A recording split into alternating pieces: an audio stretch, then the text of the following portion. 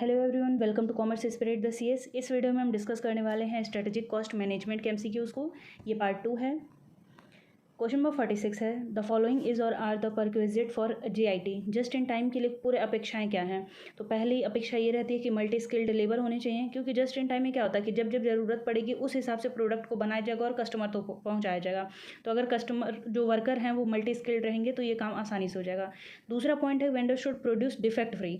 विक्रेता दोष मुक्त उत्पादन करता होना चाहिए, क्योंकि जस्ट इन टाइम में एक चीज़ और भी देखा जाता है कि स्टॉक को भी उसी समय मंगाएंगे और उतना ही मंगाएंगे जितने की ज़रूरत है, और डिफेक्ट होने लगेगा, सामान खराब होने लगेगा तो और भी स्टॉक को मंगाना पड़ेगा, जो कि जस्ट इन टाइम में नहीं किया जाता है। नेक्स्ट है, worker should be empowered his own decision. कार्यकर्ता को अपने निर्णय लेने का अधिकार होना चाहिए। तो ये all of the above point हो जाएगा। क्वेश्चन नंबर 47 है, just in time aimed at. Just in time का मुख्य उद्देश्य क्या होता है? Zero inventory. चाहे वो स्टॉक खरीद के मंगाना हो, चाहे फिनिश्ड प्रोडक्ट हो, चाहे वर्क इन प्रोग्रेस हो, इसमें इन्वेंट्री फोकस किया जाता है कि कम से कम रखा जाए वेयर हाउस में। क्वेश्चन नंबर 48 है, which of the following means ready set go. निम्नलिखित में से किसका अर्थ है रेडी सेट और गो? तो ये है आपका you I don.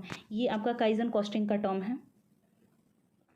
Question number 49 है, just in time combines the benefit of. Just in time में और कौन कौन सी उत्पादन प्रक्रिया के बेनिफिट्स मिलते हैं? ये है आपका जॉब ऑर्डर प्रोडक्शन और लाइन प्रोडक्शन।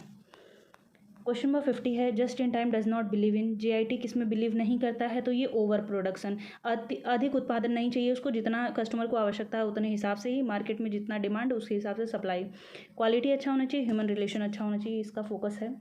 क्वेश्चन नंबर 51 है, an estimated price which is expected to be paid by customer for a particular market offering is classified as. यानी कि जब कोई प्रोड्यूसर प्रोडक्ट को बनाता है तो कस्टमर कितना कीमत देने के लिए उसका तैयार हो जाएगा, तो एस्टिमेटेड प्राइस को हम लोग बोलते हैं टारगेट प्राइस। क्वेश्चन नंबर 52 है, an estimated cost per unit in long run which enables the company to achieve its per unit target operating income is classified as. यानी कि कंपनी जब कोई प्रोडक्ट बनाती है तो लॉन्ग रन में एक एस्टिमेट बना लेती है कि किसी भी प्रोडक्ट का पर यूनिट कॉस्ट कितना आएगा, तो उस पर यूनिट कॉस्ट को हम लोग क्या कहते हैं? Target cost per unit. Question number 53 है, the target price is subtracted from per unit target operating costing to calculate. लक्ष्य मूल्य की गणना करने के लिए प्रति इकाई लक्ष्य परिचालन आय से घटाया जाता है, तो ये घटाया जाता है target cost per unit. Question आपका इस तरीके से भी हो सकता है कि टारगेट ऑपरेटिंग इनकम को कैसे निकालते हैं?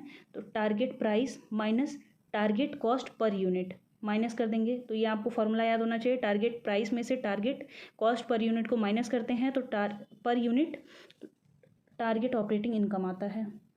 क्वेश्चन नंबर 54 है, an income which a company aims to earn by selling each unit of market offering is classified as. एक आय जो कंपनी बाजार की पेशकश की प्रत्येक इकाई को बेचकर अर्जित करने का लक्ष्य रखती है उसे क्या कहते हैं?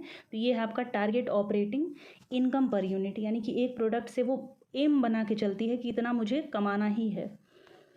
क्वेश्चन नंबर 55 है, the process which leads to disassembling and analysis of competitors operating activities to become acquainted with the competitors technology is called। तो इसे हम लोग बोलते हैं रिवर्स इंजीनियरिंग। वह प्रक्रिया जो प्रतिस्पर्धाओं को अलग करने और उनका विश्लेषण करने, प्रतिस्पर्धियों के तकनीकों से परिचित होने के लिए गतिविधियों को संचालित करने की ओर ले जाती है, उसे हम लोग रिवर्स इंजीनियरिंग कहते हैं। क्वेश्चन नंबर 56 है, target costing is equal to, तो सेल्स प्राइस माइनस होता है आपका प्रॉफिट मार्जिन। क्वेश्चन नंबर 57 है, dash is not a process tool of TQM। TQM system का फुल फॉर्म प्रीवियस वीडियो में बताया था, उसका कौन सा टूल नहीं है? तो प्लेयर इसका कोई टूल नहीं है, बाकी process flow analysis, histogram and control chart ये इसके सिस्टम हैं। क्वेश्चन नंबर 58 है, processes that operate with 6 sigma quality over the short term are assume to produce long term defect level below dash. Defect per billion opportunity. छोटी अवधि में 6 sigma गुणवत्ता के साथ संचालित होने वाली प्रतिक्रियाओं को प्रति मिलियन अवसरों पर कितने दोष के दीर्घकालीन दोष अवसर को माना जाता है? तो ये है आपका 3.4 डिफेक्ट पर बिलियन अपॉर्चुनिटीज़ को माना जाता है। क्वेश्चन नंबर 59 है, inspection, scrap and repair are example of. निरीक्षण, कबाड़ और मरम्मत किसके उदाहरण हैं? तो ये है आपका इंटरनल कॉस्ट, आंतरिक लागत। क्वेश्चन नंबर 60 है, dash are used in 6 sigma. किसका प्रयोग 6 सिग्मा में किया जाता है? तो ये both black belt and green belt. Question number 61 है, customers are primarily concern with, ग्राहक मुख्य रूप से किससे संबंधित होता है? तो ये संबंधित होता है आपका communication, courtesy and credibility of sales person. जो सेल्स पर्सन है उसके संचार कैसा है, शिष्टाचार कैसा और उसकी विश्वसनीयता कैसी है। क्वेश्चन नंबर 62 है, dash is about supplying customer with what they want when they want. तो ये क्या है आपका जीआईटी। इसका डेफिनेशन ही यही है कि ग्राहक जब जिस सामान को चाहता है उस हिसाब से उसकी आपूर्ति की जाए। क्वेश्चन नंबर 63 है, dash are the areas that will covered by the organisations processes. वे क्षेत्र जो संगठन की प्रक्रियाओं द्वारा कवर किए जाते हैं उन्हें क्या कहते हैं? Process area. क्वेश्चन नंबर 64 है, all of the following are cost likely to decrease as the result of better quality except. बेहतर गुणवत्ता के परिणाम स्वरूप सभी लागत में कमी आ जाती है सिवाय एक के। तो ये है आपका मेंटेनेंस कॉस्ट, बाकी सारे कॉस्ट कम हो जाते हैं। क्वेश्चन नंबर 65 है, quality is defined by the customer. गुणवत्ता ग्राहक द्वारा परिभाषित की जाती है। ये है आपका user based definition of quality, यानी कि जो उसको इस्तेमाल कर रहा है, जो कस्टमर है वो इस्तेमाल करता है और वो बताता है कि उस प्रोडक्ट की क्वालिटी सही है या नहीं सही है। क्वेश्चन नंबर 66 है, the theory of constant is an organizational change method that is focused on dash improvement. बाधाओं का सिद्धांत एक संगठनात्मक परिवर्तन पद्धति है जो किसके सुधार की तरफ फोकस करता है? तो प्रॉफिट के improvement. Question number 67, the following task are associated with activity based costing. Activity based costing का ये कुछ पॉइंट दिया है। अब इसमें आप स्टेप्स पूछा है, तो सबसे पहले क्या किया जाता है? आइडेंटिफिकेशन ऑफ कॉस्ट पूल, पहला स्टेप ये आता है। फिर दूसरा स्टेप आपका आता है identification of cost driver. Next फिर तीसरा स्टेप आता है calculation of cost application rate, यानी कि तीसरे नंबर पे ये हो गया। और सबसे लास्ट में आता है assignment of cost to product. तो ये हो जाएगा आपका ऑप्शन नंबर बी। सबसे पहले आइडेंटिफिकेशन ऑफ कॉस्ट पुल, लागत पुल की पहचान करना है, फिर कॉस्ट ड्राइवर्स की पहचान करना है, फिर कॉस्ट एप्लीकेशन रेट क्या होगा, और सबसे लास्ट में प्रोडक्ट पे कॉस्ट को लगा दिया जाता है। क्वेश्चन नंबर 68 है, dash an item for which cost measurement is required, example product, job और अ कस्टमर। एक वस्तु जिसके लिए लागत मापन की आवश्यकता होती है, जैसे उत्पाद हो गया, नौकरी हो गया या ग्राहक हो गया, तो ये होता है कॉस्ट ऑब्जेक्ट। कॉस्ट ऑब्जेक्ट मतलब क्या होता है कि ये मेजरमेंट करने की टेक्निक होती है, एक मेजरमेंट करने का यूनिट होता है। क्वेश्चन नंबर 69 है, in an ABC system the allocation basis that are used for applying cost to services और प्रोसीजर्स आर कॉल्ड। एबीसी प्रणाली में सेवाओं और प्रक्रियाओं के लिए लागत लागू करने के लिए उपयोग किए जाने वाले आवंटन के आधार को क्या कहते हैं? तो कॉस्ट ड्राइवर कहते हैं। कॉस्ट ड्राइवर का मतलब क्या है? कि जिसकी वजह से लागत हो रही है। क्वेश्चन नंबर 70 है, what are the 5 primary activities of the value chain model. निम्नलिखित में से मूल्य श्रृंखला मॉडल की 5 प्राथमिक गतिविधियां क्या हैं? तो इसमें आता है inbound logistic operation, outbound logistic, marketing, sales and सबसे लास्ट में आता है सर्विसेज। इनबाउंड लॉजिस्टिक का मतलब क्या है? कि जब रॉ मटेरियल कंपनी में मंगाया जाता है। ऑपरेशन का मतलब क्या है? कि उसको ट्रांसफॉर्म किया जाता है फिनिश्ड प्रोडक्ट में कन्वर्ट करने का। आउटबाउंड लॉजिस्टिक का मतलब क्या है? कि जब कंपनी से प्रोडक्ट को मार्केट में भेजा जाता है। मार्केटिंग, जो आप मार्केटिंग में पढ़ते हैं, मार्केटिंग मिक्स वगैरह, सेल्स एंड सर्विसेज आते हैं। लॉजिस्टिक का मतलब होता है flow of good.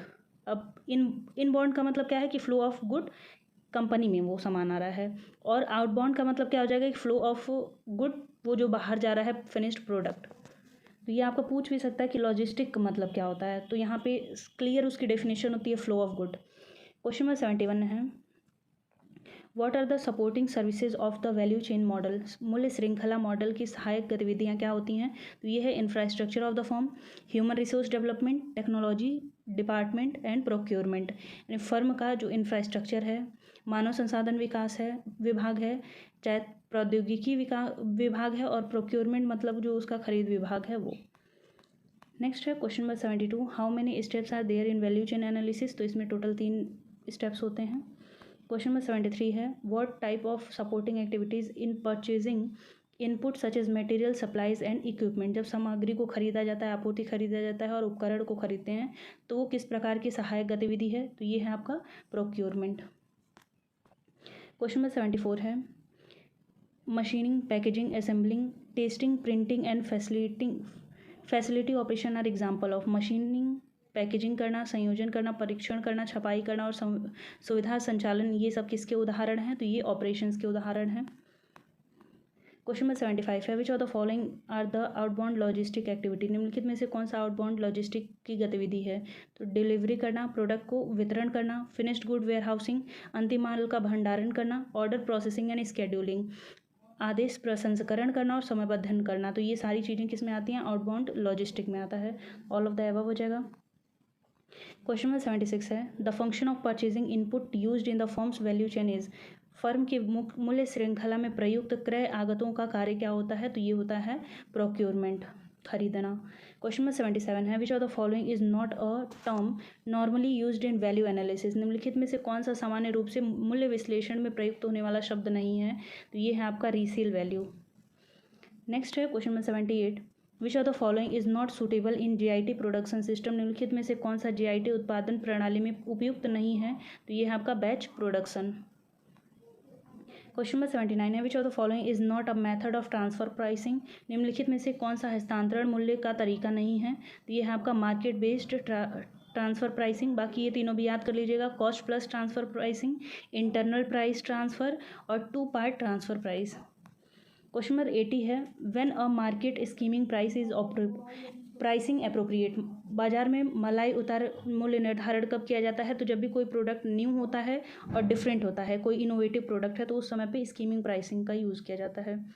Question number 81 है, which of the following is recognized method of arriving at the selling price for the product of a business, निम्नलिखित में से कौन सा व्यापार के उत्पादों के लिए बिक्री मूल्य पर पहुंचने के लिए एक सामान्य तरीका होता है?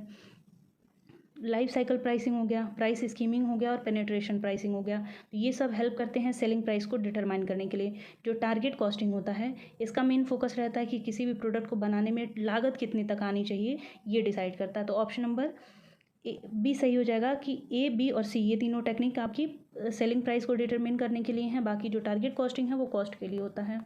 नेक्स्ट है question number 82, back flux costing is most likely to be used when, back flux costing का उपयोग कब किया जाता है? तो ये जनरली ऐसे होता है, management desires sequential tracking of cost, यानी कि वो ये ट्रैक करना चाहता है मैनेजमेंट, ये कहाँ पे कॉस्ट आ रही है और उसके एक सीक्वेंस को, एक क्रम को पता लगाना चाहता है, तो उस समय पे बैक फ्लक्स कॉस्टिंग किया जाता है।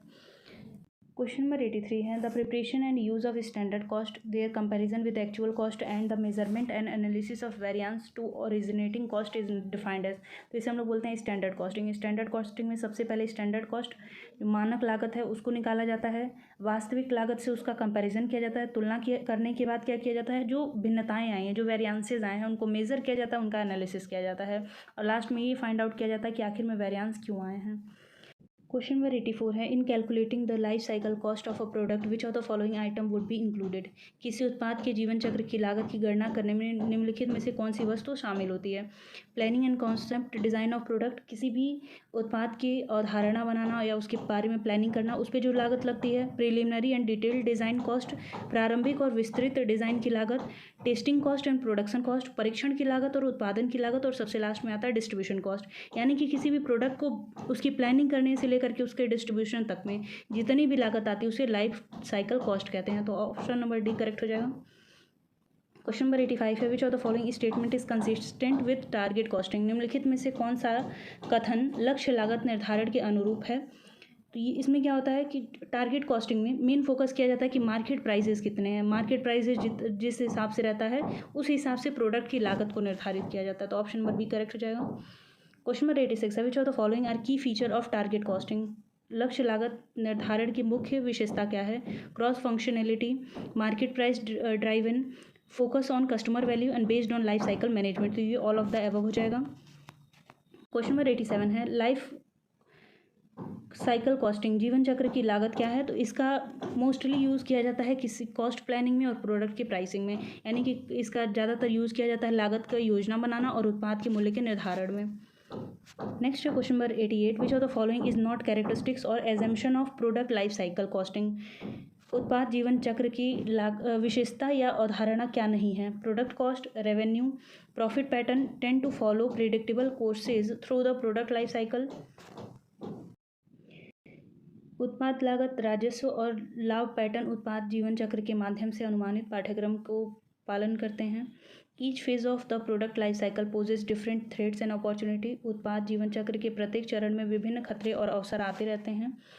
ऑप्शन सी है the product have infinite life period. ये ऑप्शन आपका गलत है कि उत्पाद अनंत जीवन अवधि नहीं होता। किसी भी प्रोडक्ट का लाइफ साइकिल वो स्टार्ट होता है, उसके फिर एक समय ऐसा आता है जहाँ पे वो डिक्लाइन हो जाता है। तो ऑप्शन नंबर सी करेक्ट है, ये इसका फीचर नहीं होता। बाकी सारे ऑप्शंस हैं। डी है profit per unit varies as a product move through their life cycle. जैसे जैसे वो प्रोडक्ट लाइफ साइकिल पे गुजरता रहता है उस हिसाब से उसके प्रॉफिट हो गया चाहे प्राइस हो गया वो चेंज होते रहते हैं। Product require different functional emphasis in each phase. जो भी फेज़ उसका आ रहा होता है उस समय पे उसके लिए विशेष ध्यान देना पड़ता है। ये सारे बाकी सारे ऑप्शन सही हैं। ऑप्शन नंबर सी इसमें गलत फीचर दिया हुआ है, इसलिए ऑप्शन नंबर सी करेक्ट हो जाएगा। क्वेश्चन नंबर 89 है most of the product life cycle cost are locked in by decision made during the business function of the value chain. मूल्य श्रृंखला के व्यावसायिक कार्य के दौरान किए गए निर्णयों में से उत्पाद के जीवन चक्र की अधिकांश लागतें बंद हो जाती हैं। ये है आपका मार्केटिंग पॉइंट पे। नेक्स्ट है question number 90 life cycle costing is particularly important when. जीवन चक्र लागत विशेष रूप से तब महत्वपूर्ण होती है जिस समय पे, तो ये होता है आपका they are significant non production cost. महत्वपूर्ण गैर उत्पादन लागतें जहाँ पे होती हैं वहाँ पे। नेक्स्ट है question number 91 life cycle costing जीवन चक्र की लागत क्या होती है। तो ये helps companies estimate revenue over a multi layer horizon. तो कंपनी के ये हेल्प करती है कि उसके जो मल्टी लेयर हॉरिजॉन्स चल रहे हैं, कंपनी की जो प्रोडक्ट लाइफ साइकिल चल रही है उस पर वो अपने रेवेन्यू को एस्टिमेट कर सके। क्वेश्चन नंबर 92 है the comparison of companies practices and performance level against those of other organization is most commonly known as. तो इसे हम लोग बोलते हैं बेंचमार्किंग। बेंचमार्किंग का मतलब क्या होता है कि एक प्रमाप तैयार कर देना, जिसको हम लोग स्टैंडर्ड भी बोलते हैं। तो अपनी दूसरी कंपनी से वो तुलना करके उसके बाद अपने परफॉर्मेंसेस को ले करके आते हैं, तो उसे हम लोग बेंचमार्किंग बोलते हैं। क्वेश्चन नंबर 93 है comparing the way a best in class company performs a specific activities such as distribution is called. यानी कि जो इंडस्ट्री है, इंडस्ट्री में सबसे बेस्ट जो काम कर रहा होगा किसी कार्य को करने के लिए, किसी एक्टिविटी को करने के लिए, विशिष्ट गतिविधि को करने के लिए, उसको फॉलो करना या उसके लेवल तक अपने आप को पहुंचाना, ये क्या कहलाता है, कॉम्पिटिटिव बेंचमार्किंग कहलाता है। क्वेश्चन नंबर 94 है benchmarking allows a company to. Benchmarking company को किस बात की अनुमति देता है, तो अपने स्ट्रेंथ और वीकनेस को पहचान सके, जो रेडिली ट्रांसफरेबल एक्टिविटीज़ हैं उन पे फोकस कर सके, और जो दूसरे मेथड्स यूज़ करते हैं उनको इम्प्रूव करके अपनी कंपनी में वो चाहे तो अप्लाई कर सके। तो ये ऑल ऑफ द अबव हो जाएगा। क्वेश्चन नंबर 95 है which of the following is not a step of benchmarking procedure. निम्नलिखित में से बेंचमार्किंग प्रक्रिया का चरण क्या नहीं है। इंगेज इन कॉन्टिन्यूस इंप्रूवमेंट, निरंतर सुधार में संलग्न रहना, एनालाइज द परफॉर्मेंस गैप, प्रदर्शन अंतर का विश्लेषण करना, और बेस्ट इन क्लास कंपनीज को आइडेंटिफाई करना। ये तीनों इसके काम होते हैं। वर्स्ट इन क्लास कंपनीज पे ये ध्यान नहीं देती है। क्वेश्चन नंबर 96 है in ABC indirect cost are allocated to the product cost based on. ABC में अप्रत्यक्ष लागतों को उत्पादन के किस आधार पर आवंटित किया जाता है। तो ये types of activities used by the product the extent to which activities are use. तो ये ऑप्शन नंबर सी हो जाएगा दोनों के आधार पर। क्वेश्चन नंबर 97 है 4 basic steps are used in ABC system. ABC system में 4 स्टेप यूज़ किए जाते हैं, तो इसको आपको सिक्वेंसिंग करना है। Identify the primary objective and estimate और total cost pool for each. प्राथमिक गतिविधियों की पहचान करना और कुल लागत पुल का अनुमान लगाना। तो ये पहला स्टेप होता है। नेक्स्ट क्या आता है, allocation base for each activity, ये दूसरा स्टेप हो गया। तीसरा स्टेप होता है calculate an activity cost allocation rate for each, तो ये थर्ड स्टेप है। एंड फोर्थ स्टेप आता है allocate the cost object using activity cost allocation rate. तो ये हो जाएगा आपका option number B, ACDB। Next है question number 98 the term cost driver refers to. शब्द लागत चालक का अर्थ क्या होता है, तो इसका मतलब होता है कोई भी ऐसी एक्टिविटी जिसकी वजह से लागत हो रही है। Any activity that causes cost to be incurred, कोई भी गतिविधि जिसके कारण लागत खर्च होती है। क्वेश्चन नंबर 99 है cost allocation basis in activity based costing should be. गतिविधि लागत आधारित पे लागत आवंटन का आधार क्या होना चाहिए, तो ये होता है कॉस्ट ड्राइवर। इस वीडियो का लास्ट क्वेश्चन है which one of the following does not describe a type of transfer pricing. निम्नलिखित में से कौन सा एक प्रकार हस्तांतरण मूल्य निर्धारण का वर्णन नहीं करता है, ये है टारगेट बेस्ड। बाकी कॉस्ट बेस्ड हो गया, निगोशिएटेड हो गया, एडमिनिस्ट्रेड हो गया, तो ये सब आपका ट्रांसफर प्राइसिंग के पार्ट हैं। आई होप आपको सभी क्वेश्चन समझ में आ गया हूँ। किसी क्वेश्चन में डाउट होगा तो पूछ लीजिएगा। वीडियो पसंद आए तो वीडियो को लाइक कर दीजिएगा। चैनल पे नए होंगे चैनल को सब्सक्राइब कर दीजिएगा और टेलीग्राम को ज्वाइन कर लीजिएगा। मिलते हैं नेक्स्ट वीडियो में, तब तक के लिए धन्यवाद।